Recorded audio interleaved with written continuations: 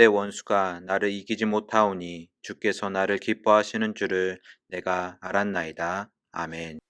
우리 사랑과 은혜교회는 예배를 드릴 때 말씀을 드리기에 앞서 세 가지 믿음의 고백을 합니다. 그 첫 번째 믿음의 고백이 바로 하나님이 나를 사랑하신다는 고백입니다.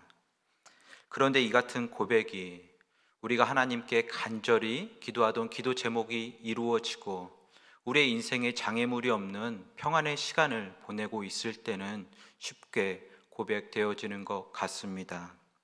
우리는 이 모든 것을 하나님께 감사합니다. 그리고 그 감사함을 통하여서 하나님께 우리에게 베풀어 주신 모든 은혜를 통하여 하나님께서 나를 사랑하신다, 하나님께서 나를 기뻐하신다는 생각을 갖기도 합니다.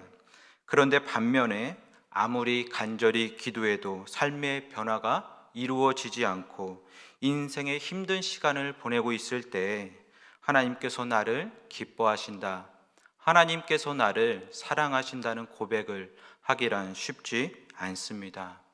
오히려 감당할 수 없는 그 현실 앞에 우리는 이렇게 고백합니다. 하나님, 왜 나만 이 고난을 받아야 합니까? 우리의 상황 앞에 하나님께 간절히 호소하고 싶은 마음이 우리의 일반적인 마음일 것입니다. 하지만 우리가 아무리 힘든 순간을 경험한다 할지라도 항상 품고 살아야 할 믿음의 고백이 있습니다. 바로 하나님이 나를 기뻐하신다는 신앙의 고백이요, 믿음의 고백입니다. 오늘 말씀 가운데 11절 하반절 말씀을 보시면 다윗은 다음과 같이 고백합니다. 주께서 나를 기뻐하시는 줄을 내가 알았나이다. 그런데 시편 41편의 전체 말씀을 아무리 살펴보아도 다윗이 하나님 앞에 이러한 고백을 할 수 있는 상황과 처지가 아니었음을 우리는 알 수 있습니다. 그는 중한 병에 걸려 있었습니다. 오늘 말씀 가운데 그가 어떠한 병에 걸렸는지는 알 수 없지만 병상에 누워있는 그를 보면서 그의 대적자들은 다음과 같이 말하였습니다. 그가 어느 때에나 죽고 그의 이름이 언제나 없어질까? 그의 대적자들은 이러한 말로 수군거렸습니다. 또한 사람들은 병상에 누워있는 다윗을 보면서 그를 걱정하는 척 하였지만 뒤돌아서서는 악한 병이 그에게 들렸으니 이제 그가 눕고 다시 일어나지 못할 것이라 말하고 있습니다. 심지어 그의 가까운 친구들도 그를 대적하며 그의 팔꿈치를 들었다고 성경은 기록하고 있습니다. 여기에서 팔꿈치를 들었다는 것은 다윗의 친한 친구들이 그를 배신했다는 것을 의미합니다. 즉 다윗은 자신의 병뿐만이 아니라 악인들의 악담과 대적자들의 거짓말, 가까운 친구들의 배신, 사중구의 고통을 겪으면서 힘든 시간을 보내고 있었던 것입니다. 오늘날 많은 사람들이 악플과 비방하는 말에 힘들어하며 극단적인 선택을 하는 경우들이 많이 있습니다. 말씀을 묵상하면서 다윗 역시도 이러한 상황 가운데에서 극단적인 선택을 하지 않았을까 생각해 보았습니다. 하지만 다윗은 자신의 절박한 그 상황 속에서 극단적인 선택을 하지 않았습니다. 사람들에게 도움을 구하지도 않았습니다. 오직 하나님께 은혜를 구하며 기도하였습니다. 우리 역시 우리의 정말 가장 힘든 순간에 우리가 해야 할 것이 있다면 사람들을 의지하는 것이 아니라, 이 세상을 의지하는 것이 아니라 바로 하나님을 의지해야 하는 것일 것입니다. 그런데 주님의 은혜를 간절히 구하는 다윗의 모습 가운데 오늘 말씀 가운데 우리가 주목할 표현이 있습니다. 바로 다윗은 하나님께 간절히 은혜를 구하며 그가 하나님께서 나를 사랑하신다는 그 사실을, 하나님께서 나를 기뻐하신다는 사실을 깨닫게 되었다는 것입니다. 사실 현재 다윗의 상황은 변한 것이 아무것도 없습니다. 병상 가운데 그는 하나님께 간절히 기도하였지만 그의 병은 여전히 그에게 있었습니다.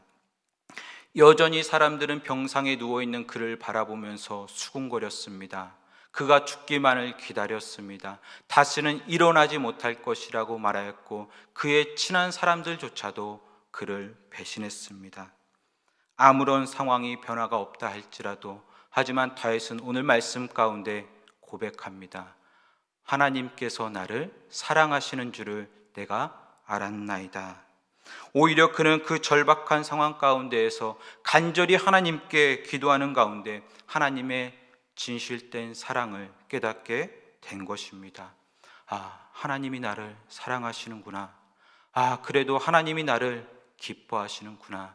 인생의 가장 힘든 순간에 가장 큰 하나님의 사랑, 진실되고 숭고한 그 사랑을 다윗은 깨닫게 된 것입니다.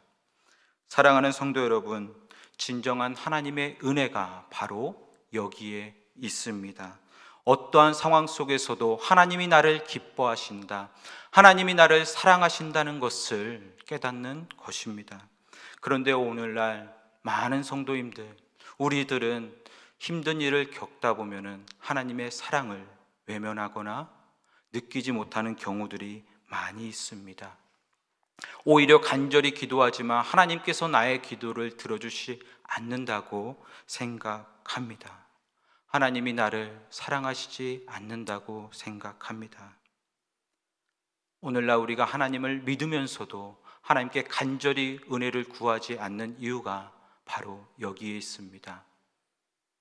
하나님을 믿는다 하지만 하나님께서 나를 사랑하신다고 깨닫지 못하고 있기 때문입니다. 그러나 우리는 인생의 고난이 크면 클수록 더욱더 하나님을 의지해야 합니다. 그리고 하나님께 은혜를 구해야 합니다. 또한 우리는 마음에 분명한 확신을 가져야 합니다. 바로 하나님께서 나를 기뻐하신다는 것입니다. 왜냐하면 하나님께서는 하나님의 거룩한 형상을 따라 우리를 창조하시고 기뻐하시되 심히 기뻐하셨기 때문입니다. 또한 신명기 7장 7절 말씀을 보면 이렇게 기록되어져 있습니다. 여호와께서 너희를 기뻐하시고 너희를 택하심은 너희가 다른 민족보다 수요가 많기 때문이 아니라 너희는 오히려 모든 민족 중에 가장 적으니라 라고 성경은 우리에게 말하고 있습니다. 이는 하나님께서 우리를 향하여 기뻐하시는 이유가 분명히 무엇인지를 말해주고 있는 것입니다. 그것은 우리가 세상의 기준으로 잘 살고 부유하기 때문이 아니라고 우리에게 분명히 말해주고 있습니다.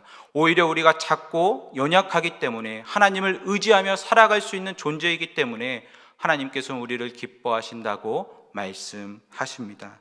이 사실을 기억하며 오늘 하루도 우리가 어떠한 상황 가운데 있다 할지라도 간절히 하나님께 은혜를 구하며 기도하는 가운데 하나님께서 나를 기뻐하신다, 하나님께서 나를 사랑하신다, 이 확신 가운데 우리의 삶의 그 현장에서 오늘 하루도 하나님을 송축하는 저와 우리 성도님 되시길 주님의 이름으로 축원합니다. 다 함께 기도하도록 하겠습니다. 사랑이 많으신 하나님 아버지, 감사합니다. 오늘도 너무나 버겁고 힘든 삶을 살아가지만 하나님께서 오늘 우리에게 주신 말씀을 통하여 하나님이 나를 사랑하신다는 그 사실을 깨닫게 하심에 주님 감사드립니다. 하나님께서 나를 사랑하신다는 이 사실을 기억하며 오늘도 나의 삶의 자리에서 하나님을 송축하며 하나님께서 나를 다시금 일으켜 세우실 것을 믿으며 하나님만을 바라보며 살아갈 수 있는 우리 성도님들 될 수 있도록 주님께서 함께하여 주옵소서. 모든 말씀 예수 그리스도의 이름으로 기도드립니다. 아멘.